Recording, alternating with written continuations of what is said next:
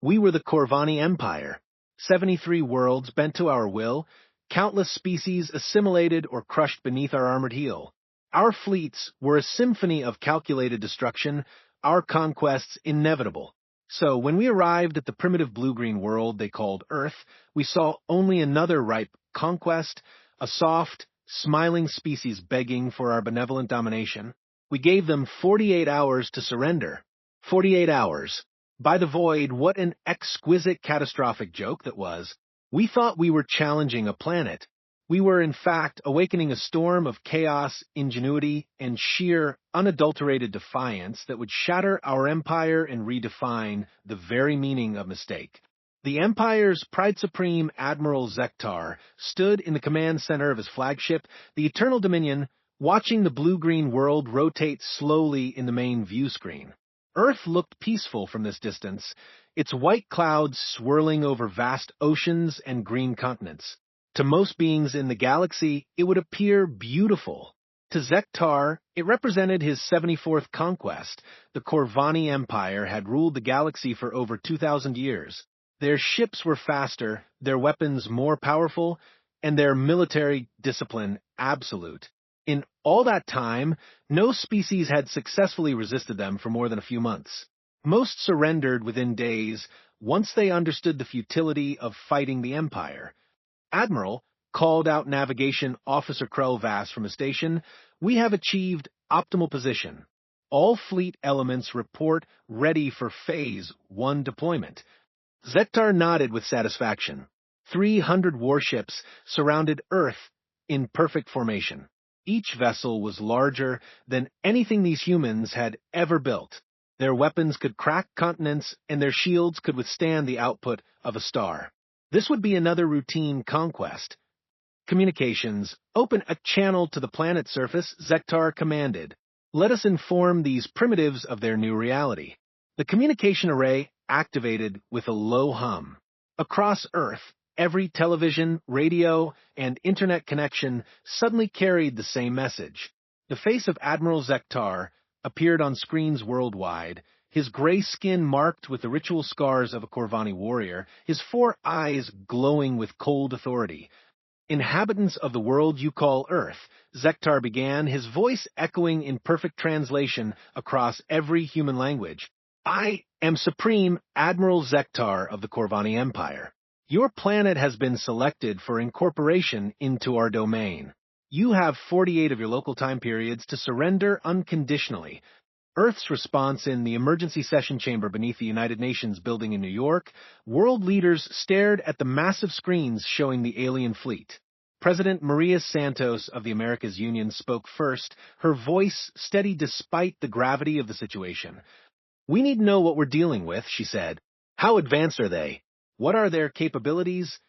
Dr. James Wright, Earth's leading xenobiologist, had been studying the transmitted images of the Corvani ships for the past hour.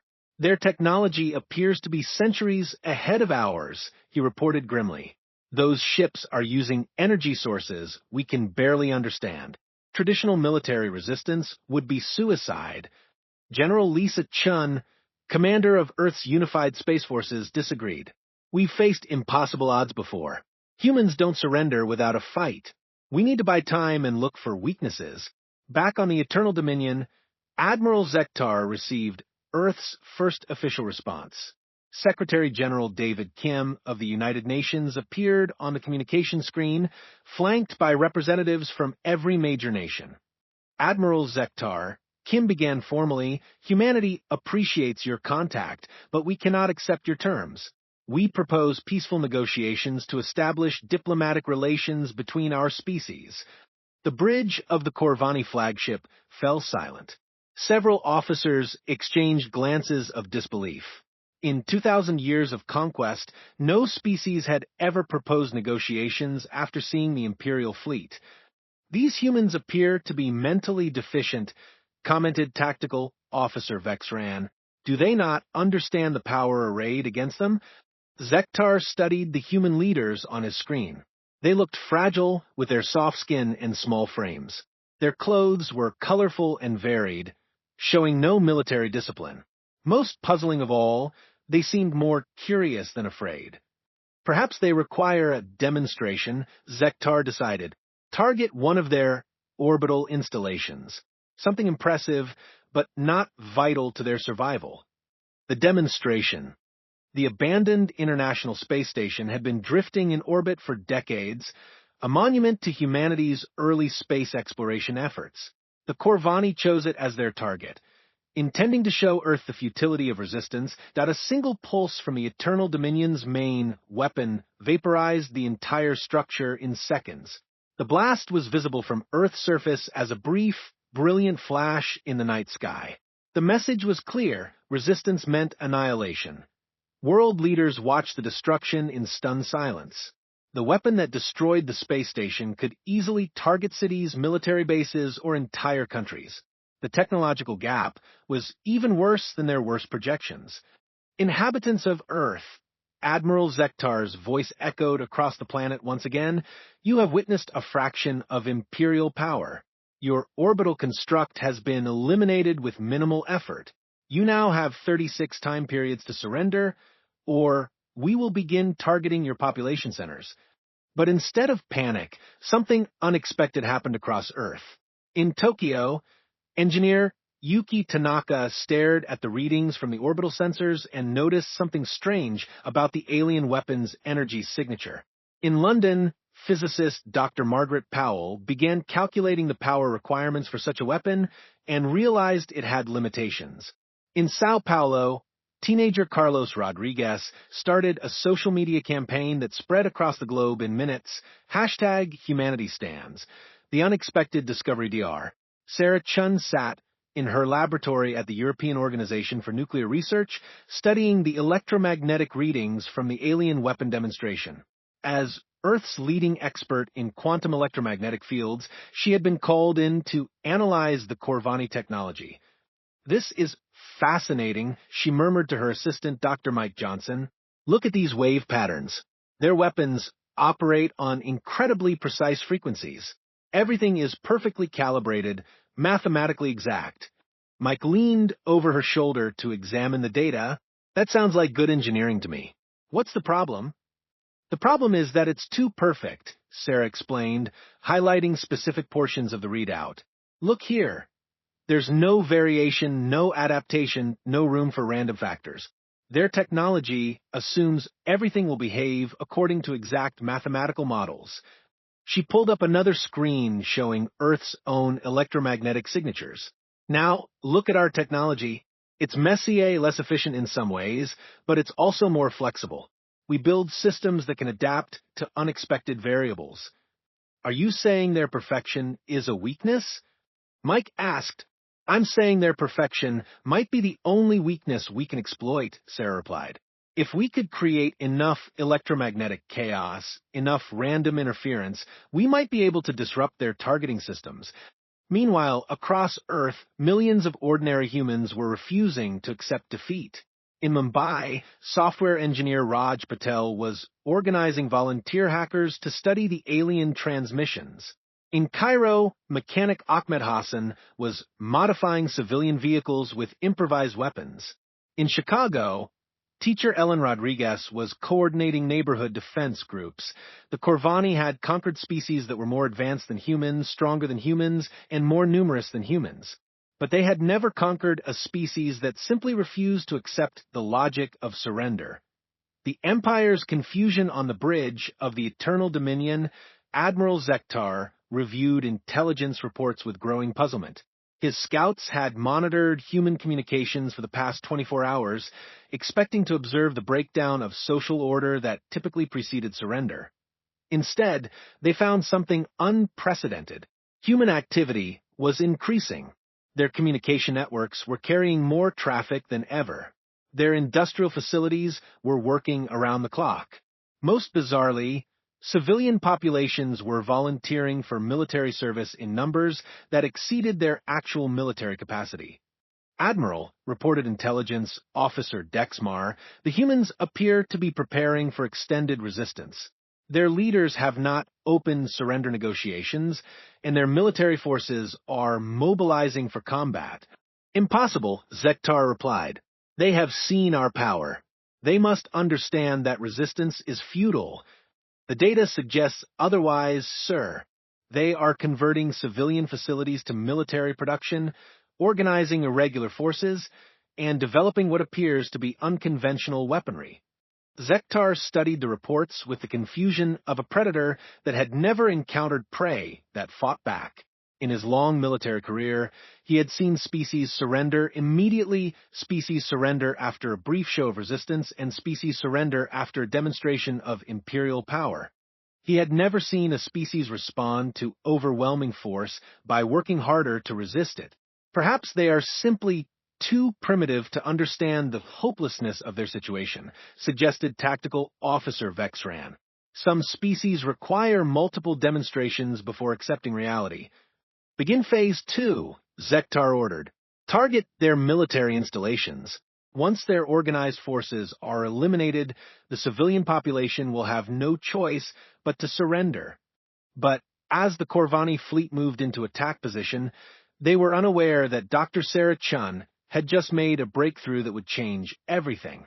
Working with scientists around the globe, she had developed a prototype device that could generate the kind of electromagnetic chaos that might disrupt alien technology. More importantly, she had discovered that human brain patterns naturally produced exactly the kind of random electromagnetic interference that Corvani systems couldn't handle. Humanity's greatest weakness, their inability to think in perfectly logical mathematical patterns, was about to become their greatest weapon. The stage was set for a conflict unlike any in galactic history. An empire built on perfect order was about to collide with a species that thrived on beautiful chaos. The first strike Admiral Zektar gave the order at precisely 0800 hours Greenwich Mean Time. Across Earth's sky, 300 Corvani warships opened fire simultaneously on military targets. Their plasma beams lanced down through the atmosphere, targeting missile silos, naval bases, and Air Force installations with mathematical precision. The first wave of attacks destroyed exactly what the Corvani intended to destroy. Military headquarters in Washington, Beijing, and Moscow vanished in brilliant flashes of superheated plasma.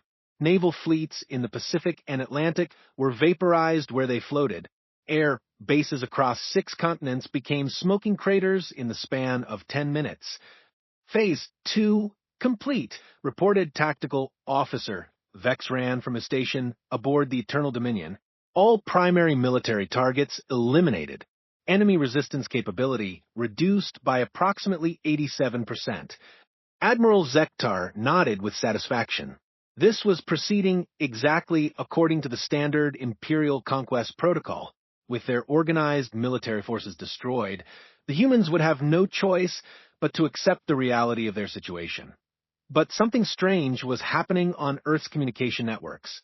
Instead of the expected chaos and despair, human voices were organizing, planning, and adapting with startling speed. All units, this is General Chun, came a transmission from somewhere in the Rocky Mountains.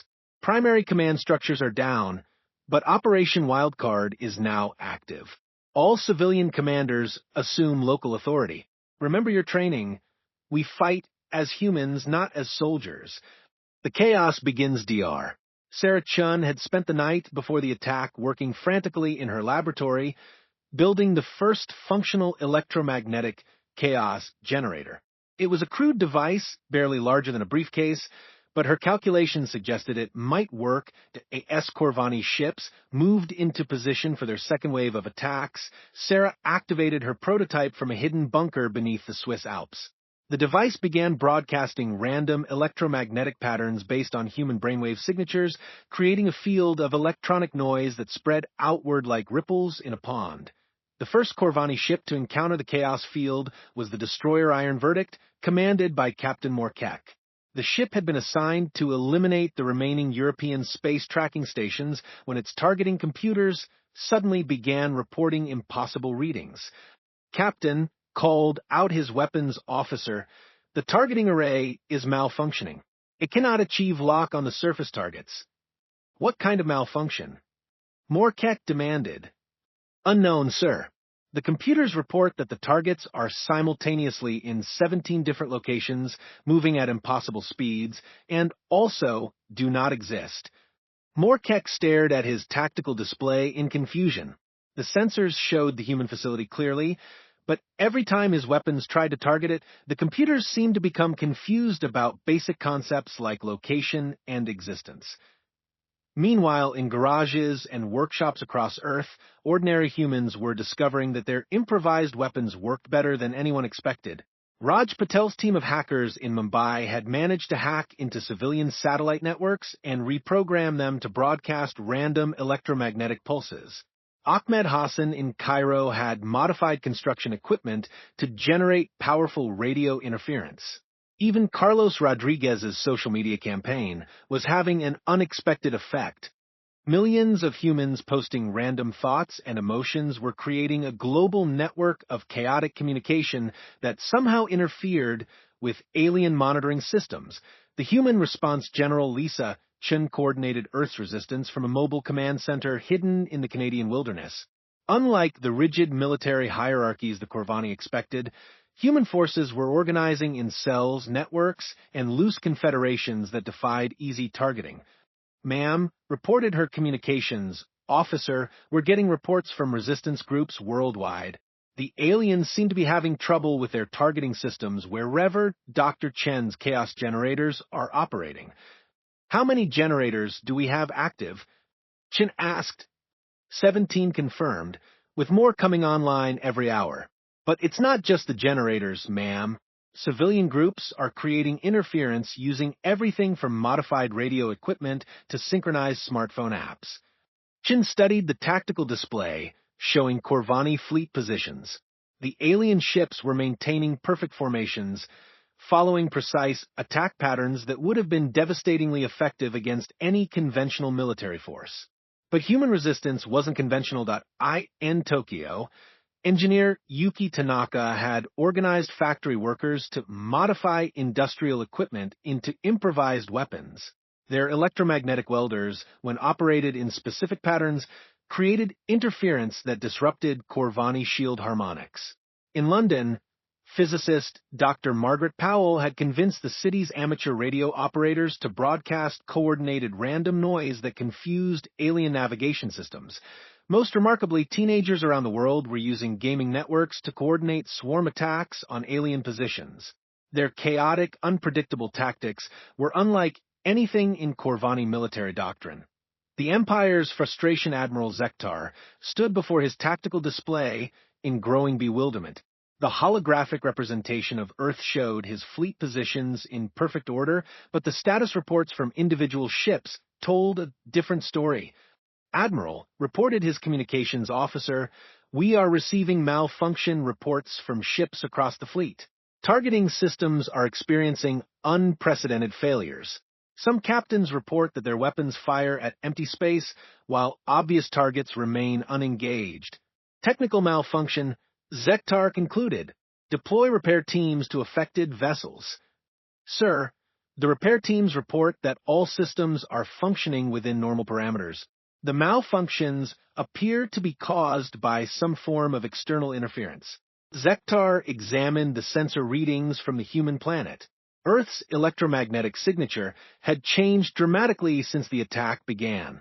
Instead of the clean, organized patterns typical of a technological civilization, the planet was now radiating chaotic electromagnetic noise that seemed to have no pattern or purpose. "Perhaps the humans are using some form of electronic warfare," suggested Intelligence Officer Dexmar. "Though our databases contain no record of such primitive species possessing adequate technology for effective electronic countermeasures." On the destroyer Iron Verdict, Captain Morkek was becoming increasingly frustrated with his ship's performance. His targeting computers couldn't lock onto human positions, his navigation system kept trying to fly to coordinates that didn't exist, and his communications array was picking up random human transmissions that somehow interfered with his own equipment. "Captain," his tactical officer reported, "sensors are detecting a human aircraft approaching our position." "Destroy it," Morkek ordered. "Sir, the targeting computer cannot determine which direction it is approaching from. Sensors report it is simultaneously coming from the north, south, east, west, above, below, and also not approaching at all. Through the main viewport, Morkek could see the human aircraft with his own eyes. It was a small, primitive vessel that should have been easy prey for his weapons. But every time his gunners tried to target it, their computers seemed to forget how targeting worked. The human pilot, a former commercial aviator named Susan Kim, was flying patterns that violated everything she had learned in flight school. She changed direction randomly, varied her speed without reason, and occasionally flew upside down just because it felt right. Her aircraft was equipped with one of Dr. Chen's electromagnetic chaos generators, and its random emissions were playing havoc with Corvani targeting systems. The Breakthrough DR. Sarah Chun made her most important discovery while analyzing combat data from the first day of fighting. Working with her assistant Mike Johnson in their hidden laboratory, she noticed something remarkable about the alien technology's response to human-generated interference. "Look at these patterns," she told Mike, pointing to her computer screen. "Every time we hit them with random electromagnetic pulses, their systems don't just malfunction.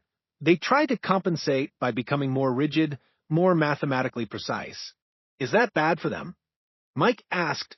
"It's terrible for them," Sarah replied excitedly. "They're trying to fight chaos with more order. It's like trying to stop a flood by building a dam out of sugar cubes. The more precisely their systems operate, the more vulnerable they become to random interference."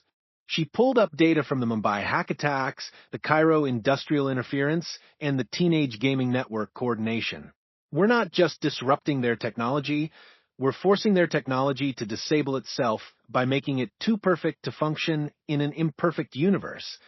Meanwhile, across Earth, human ingenuity was creating solutions that no military academy had ever taught. In Sao Paulo, street musicians discovered that certain combinations of sound frequencies could cause nearby Corvani equipment to malfunction. In Sydney, surfers found that groups of people thinking random thoughts while near alien ships could confuse their sensors. In Nairobi, children playing games created electromagnetic patterns that somehow jammed alien communications. The Corvani Empire had prepared for every conceivable type of resistance: organized military opposition, guerrilla warfare, technological counterattacks, even desperate last stands. They had not prepared for an entire species that responded to overwhelming force by becoming more chaotic, more unpredictable, and more creatively random. The pattern emerges by the end of the second day of fighting. A clear pattern had emerged. Wherever humans organized in traditional military formations, the Corvani weapons were devastatingly effective.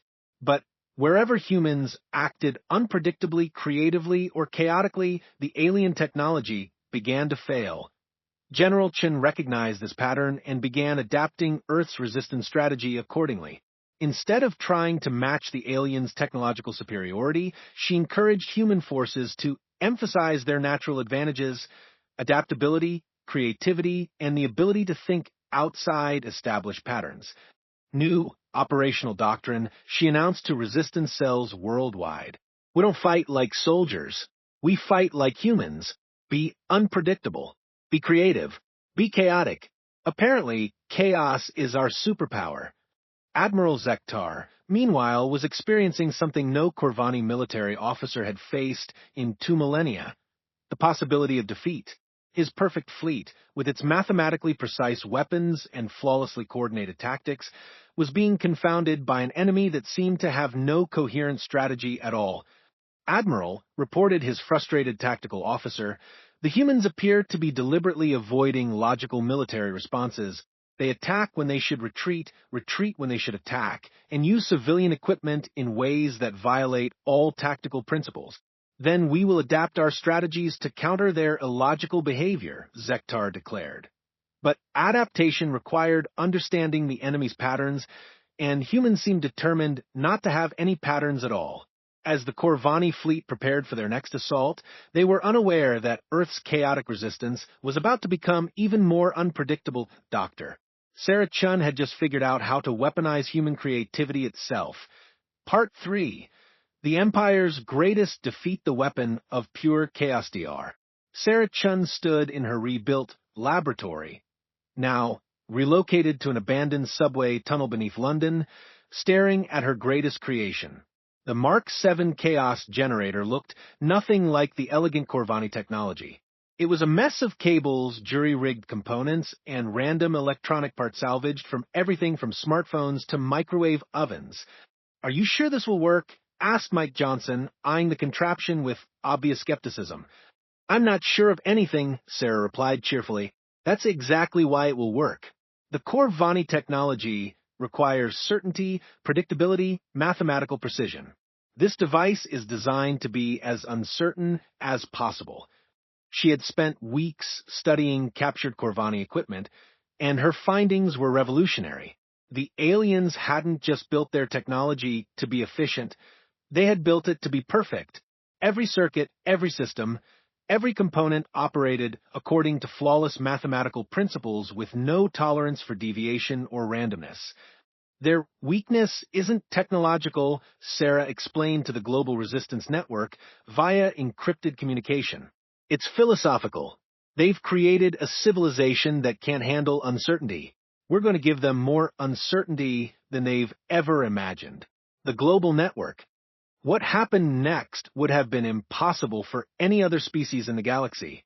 Within hours of Sarah's broadcast, humans around the world began building their own chaos generators using whatever materials they could find at in Mumbai.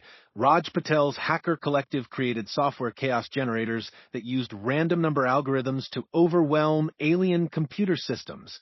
In Cairo, Ahmed Hassan organized factory workers to synchronize their industrial equipment into a citywide electromagnetic noise machine. In Sao Paulo, Carlos Rodriguez's social media campaign evolved into a global network of millions of humans generating random thoughts, emotions, and communications. The effect was immediate and devastating for the Corvani fleet. Ships that had been operating with perfect efficiency suddenly found their systems unable to function. Navigation, computers couldn't determine direction when every human on the planet was thinking random thoughts. Targeting systems failed when faced with electromagnetic signatures that followed no mathematical patterns. Even basic life support systems began malfunctioning as they tried to process environmental data that refused to make logical sense. Captain Morkek of the destroyer Iron Verdict watched his bridge displays flicker and fail as chaotic interference overwhelmed his ship's processors. "Engineering, report," he demanded. "Sir, all systems are reporting impossible readings," came the reply.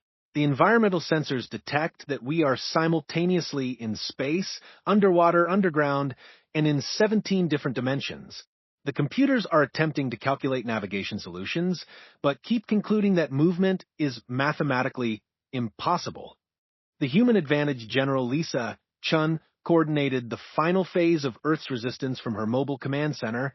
Now, equipped with one of Sarah's chaos generators, the device was causing hilarious problems for any Corvani equipment that tried to track her location.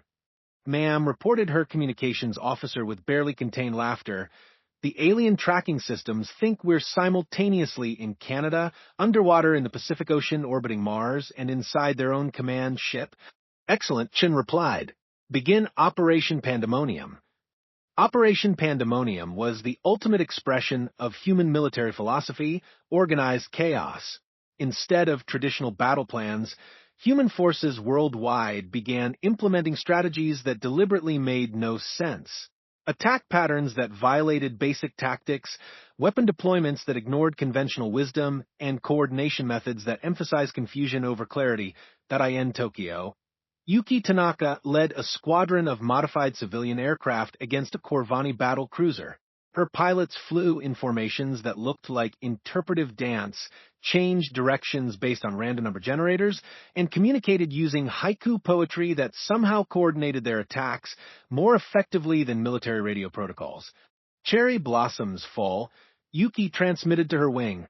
"The alien cannot target what moves like wind through chaos."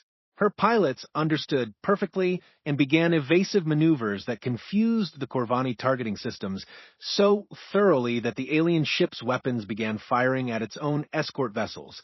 The Corvani breakdown Admiral Zektar stood on the bridge of the Eternal Dominion, watching his perfect fleet fall apart around him. Status reports flooding in from across his armada painted a picture of systematic technological failure on a scale unprecedented in Corvani history. Admiral, his tactical officer, reported, voice strained with confusion, the Iron Verdict is requesting assistance. Their weapons systems have achieved target lock on their own engines and are requesting permission to fire. The Stellar Conquest reports that their navigation computer has calculated a course to attack the concept of mathematics itself, added the communications officer. The perfect victory has somehow gotten lost inside its own cargo bay, continued the intelligence officer. Zektar stared at the tactical display, which was now showing his fleet positions as a constantly shifting pattern of impossible geometries. His own ship's computers were struggling to process the chaotic interference emanating from Earth. How is this possible? He muttered. We have conquered 73 worlds. Our technology is flawless. Our tactics are mathematically perfect. Sir, ventured his intelligence officer, perhaps that is the problem. The humans appear to have weaponized imperfection itself. The final battle, the climactic engagement, began when the human resistance launched their ultimate chaotic assault. Coordinated by Dr. Sarah Chen's global network of chaos generators, every human on Earth participated in the largest act of organized randomness in galactic history. 7 billion humans began thinking random thoughts simultaneously. Musicians played discordant compositions. Artists created deliberately confusing works. Scientists performed experiments designed to produce unpredictable results. Even children contributed by playing games that followed rules nobody understood. The combined effect created an electromagnetic chaos field that engulfed the entire Earth-Moon system. Corvani ships caught in this field found their technology not just malfunctioning, but actively rebelling against its own programming. Susan Kim, the former commercial pilot, led the final air assault against the Corvani command ship. Her squadron of civilian aircraft, each equipped with chaos generators and flown by pilots who had deliberately forgotten everything they knew about proper flying, approached the Eternal Dominion in a formation that resembled a three-dimensional finger painting. This is impossible. Admiral Zektar watched through his viewports as the primitive human aircraft performed maneuvers that violated several laws of physics. They are flying in patterns that should cause them to crash into each other. Sir, his pilot reported, our targeting systems cannot acquire lock because they cannot determine which direction the humans are moving or indeed whether movement has any meaning in the presence of such chaos. The human aircraft swarmed around the massive Corvani flagship like confused butterflies, each one broadcasting chaotic electromagnetic patterns that caused different ship systems to fail. Lights flickered, gravity fluctuated, and the ship's artificial intelligence began composing poetry instead of processing tactical data. The surrender at the end came not with a massive explosion or dramatic space battle, but with Admiral Zektar's computers giving up.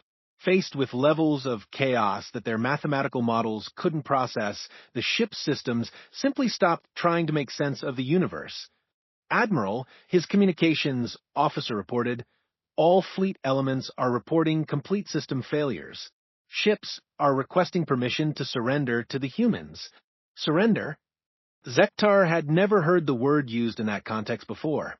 We are the Corvani Empire. We do not surrender.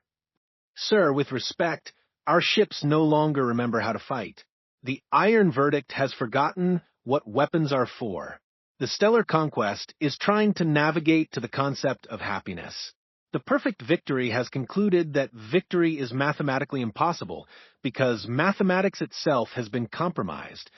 Zektar looked out at Earth, that blue-green world spinning peacefully below his dying fleet.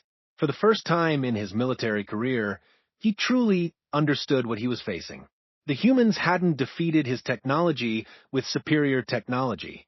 They had defeated his order with superior chaos. Open a communication channel to the human planet, he ordered. The new reality, the surrender ceremony, was broadcast across the galaxy, sending shockwaves through every species under Corvani rule. Admiral Zektar, supreme commander of the most powerful military force in galactic history, formally surrendered to President Maria Santos of Earth. We concede defeat, Zektar announced, his 4 eyes dim with the weight of unprecedented failure. Humanity has demonstrated capabilities, we did not know were possible. You have weaponized chaos itself and turned our own perfection against us. Dr. Sarah Chun stood beside the world leaders, holding her latest chaos generator. A device now small enough to fit in her pocket, but powerful enough to confuse an entire star system. We didn't weaponize chaos, she corrected gently. We just learned to embrace it. Chaos was always part of being human. The treaty that followed established Earth as the first planet in galactic history to gain independence through technological surrender rather than military conquest. Humanity was granted protected status and invited to join the Galactic Council as equals, not subjects.